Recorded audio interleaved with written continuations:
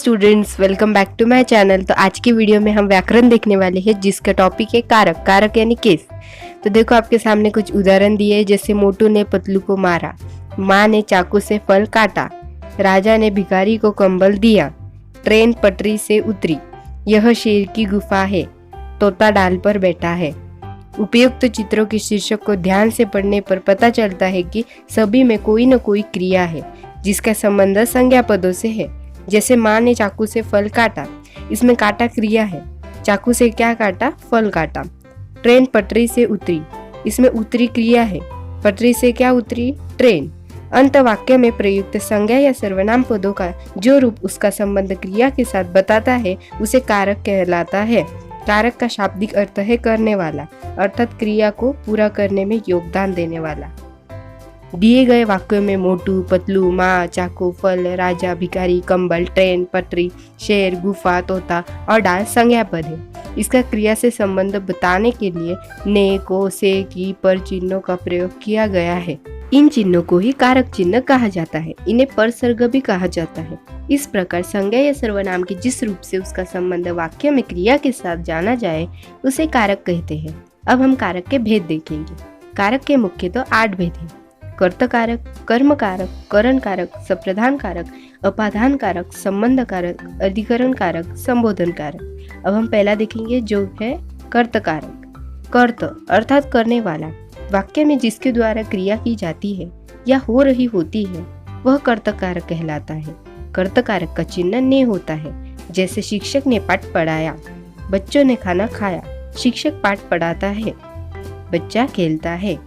उपयुक्त वाक्यों में से 2 वाक्यों में ने उपसर्ग का प्रयोग हुआ है और 2 वाक्यों में नहीं, परंतु ऐसे उपसर्ग रहित वाक्य भी कर्ता कारक के अंतर्गत ही आएंगे, क्योंकि कर्ता कारक में कर्ता 2 रूपों में आता है, उपसर्ग सहित तथा उपसर्ग रहित। अब हम देखेंगे उपसर्ग सहित। वाक्य में क्रिया सकर्मक तथा भूतकाल में होती है, इसलिए वहाँ ने उपसर्ग का प्रयोग होता है। उपसर्ग रहित वाक्य में क्रिया अकर्मक तथा भूतकाल में होती है, इसलिए वह वाक्य उपसर्ग रहित होता है। इसके साथ ही क्रिया सकर्मक हो अथवा अकर्मक यदि वह वर्तमान और भविष्यत काल में होती है तो वह भी वाक्य उपसर्ग रहित होता है। जैसे शिक्षक पाठ पढ़ाता है, वाक्य में क्रिया सकर्मक है और वर्तमान काल में होती है, अंत यहाँ ने उपसर्ग लुप्त है। इसी प्रकार बच्चे ने खाना खाया, वाक्य में क्रिया सकर्मक है तथा भूतकाल में हो चुकी है, इसलिए यहाँ ने उपसर्ग का प्रयोग हुआ है। ने उपसर्ग केवल भूतकाल की सकर्मक क्रिया के साथ ही लगता है। अब हम दूसरा भेद देखेंगे जो कि है कर्म कारक। संज्ञा या सर्वनाम के जिस पद पर क्रिया का प्रभाव पड़ता है उसे कर्म कारक कहते हैं। इसका उपसर्ग को होता है। जैसे राजा ने चोर को दंड दिया, पुलिस ने अपराधी को पकड़ लिया, सपेरे ने सांप को नचाया, माँ ने बाजार से कपड़ा खरीदा। इन वाक्यों में चोर, अपराधी, सांप तथा कपड़ा कर्म कारक है। इनमें दंड दिया, पकड़ लिया, नचाया तथा खरीदा क्रियाएं हैं जिनका प्रभाव चोर, अपराधी, सांप तथा कपड़ा पर पड़ता है। अंत ये कर्म कारक के उदाहरण है। वाक्य में कर्म की पहचान करने के लिए क्रिया के साथ क्या अथवा किसको लगाकर प्रश्न करने पर जो उत्तर मिलता है वह कर्म कारक होता है। जैसे पुलिस ने अपराधी को पकड़ लिया। किसको पकड़ लिया? अपराधी को। अंत अपराधी कर्म कारक है। अब हम तीसरा भेद देखेंगे जो कि है करण कारक। करण का अर्थ होता है साधन या माध्यम। अंत क्रिया के करने अथवा होने के साधन या माध्यम बनाने वाले संज्ञा अथवा सर्वनाम पद करण कारक कहलाते हैं। इसका उपसर्ग से तथा के द्वारा होता है। जैसे बच्ची गुड़िया से खेलती है, माँ ने आटे से रोटी बनाई, कस कृष्णा के द्वारा मारा गया। परीक्षा में प्रश्न पत्र ध्यान से हल करना चाहिए। इन वाक्यों में खेलने का साधन गुड़िया, बनाने का साधन आटा, मारने का साधन कृष्ण तथा प्रश्न पत्र हल करने का साधन ध्यान है। अंत ये पद करण कारक है। वाक्य में क्रिया के साथ किससे लगाकर प्रश्न करने पर जो उत्तर आता है वह करण कारक कहलाता है।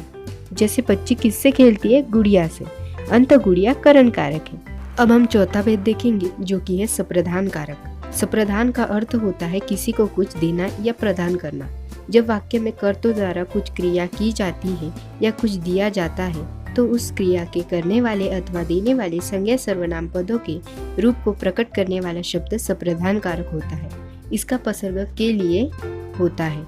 जैसे पिताजी ने कार्तिक को नया पेन दिया, डॉक्टर ने मरीज के लिए दवा लिखी, महिला ने भूखों को भोजन दिया, श्रेष्ठ ने मोहित को पुस्तक दी। इन सभी वाक्यों में कर्ता द्वारा किसी न किसी को कुछ न कुछ देने का भाव है। अंत यह सप्रधान कारक है। किसी को कुछ देने के भाव में हमेशा सप्रधान कारक होता है।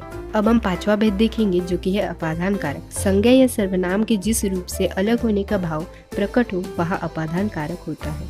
इसका उपसर्ग से होता है। जैसे छात्र स्कूल से निकाल दिया गया, स्टेशन से ट्रेन छूट गई, खिड़की से बाहर मेरी नजर गई, पहाड़ों से झरना बहा। अलग होने के अतिरिक्त अपादान कारक का प्रयोग तुलना, डरने, सीखने, न जाने, गुनाह आदि के भाव में भी किया जाता है। जैसे लक्ष्मण राम से छोटे थे, तुलना का भाव। मेरा भाई चूहे से डरता है, डरने का भाव। कार्तिक अध्यापक से गिटार सीखता है, सीखने का भाव। जनक वाटिका में सीता राम से लजाती है, लजाने का भाव। मुझे गंदगी से गुनाह है, गुनाह का भाव। देखो अगला भेद है संबोधन कारक। वाक्य में संज्ञा अथवा सर्वनाम के जिस रूप से उसका किसी दूसरे के साथ संबंध का ज्ञान हो वह संबंध कारक कहलाता है। इसके परसंग्रह का, के, की, रा, रे, री, ना, ने, नी आदि होते हैं। जैसे तुम्हारे दादाजी आ गए, यह उसकी तस्वीर है। हमने अपना काम कर लिया है, मेरी माँ ने सबको बुलाया है, तुम्हारा घर बहुत सुंदर है। इन वाक्यों में तुम्हारे, उसकी, अपना, मेरी, तुम्हारा सर्वनामों का संबंध क्रमशः दादाजी, तस्वीर, काम, माँ तथा घर से पता चलता है। अंत इनमें संबंध कारक है। अगला भेद है अधिकरण कारक।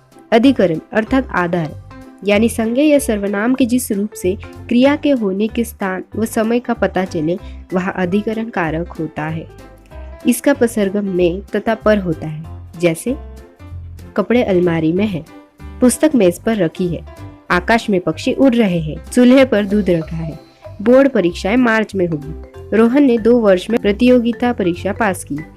अधिकरण कारक का प्रयोग कई जगह उपसर्ग रहित भी होता है। जैसे बच्चों ने घर घर घूमकर चंदा इकट्ठा किया, दिल्ली में जगह जगह हरियाली है।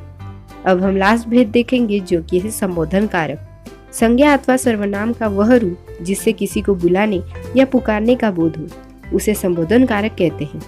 इसका उपसर्ग हे, अरे, ओ आदि होते हैं। जैसे हे भगवान अब मैं क्या करूं, अरे श्याम कहाँ चले गए, ओ लड़के जरा सुन तो। संबोधन कारक में संज्ञा शब्दों के बाद संबोधन चिन्ह लगाया जाता है। अब हम देखेंगे कर्म कारक और सप्रधान कारक में अंतर। दोनों वाक्यों में को उपसर्ग का प्रयोग हुआ है, परंतु दोनों में अंतर है क्योंकि पहले वाक्य में शिक्षक द्वारा की गई क्रिया का प्रभाव कर्म पर पड़ रहा है। यहाँ छात्र पढ़ाना क्रिया का कर्म है, अंत उसके साथ को उपसर्ग लगा है। परंतु दूसरे वाक्य में छात्र को पठन सामग्री देने का भाव है। यहाँ पठन सामग्री देने की क्रिया छात्र के लिए की गई है, अंत यह छात्र सप्रधान कारक है। अब हम अगला देखेंगे करण कारक और अपादान कारक में अंतर। इन दोनों कारकों का उपसर्ग से है, फिर भी दोनों में अंतर है। जैसे पिताजी हवाई जहाज से दिल्ली पहुंचे, पिताजी हवाई अड्डे से घर पहुंचे। दोनों वाक्यों में से उपसर्ग का प्रयोग किया गया है, परंतु पहले वाक्य में हवाई जहाज पिताजी के दिल्ली पहुंचने का साधन है, जबकि दूसरे वाक्य में हवाई अड्डा पिताजी के वहां से निकलने, अलग दूर जाने का बोध कर रहा है। अंत पहले वाक्य में करण कारक है और दूसरे वाक्य में अपादान कारक। अब आपने इस वीडियो में जो भी सीखा वो हम एक बार शॉर्ट इसमें देखेंगे। आओ दोहराए। कारण का शाब्दिक अर्थ होता है करने वाला। वाक्य में प्रयुक्त संज्ञा अथवा सर्वनाम पदों का जो रूप उसका संबंध क्रिया के साथ बताता है वह कारक कहलाता है। कारक के 8 भेद होते हैं: कर्त कारक, कर्म कारक, करण कारक, सप्रधान कारक, अपादान कारक, संबंध कारक, अधिकरण कारक तथा संबोधन कारक, जो अभी हमने देखे। कर्त कारक उपसर्ग सहित या उपसर्ग रहित दोनों प्रकार के होते हैं।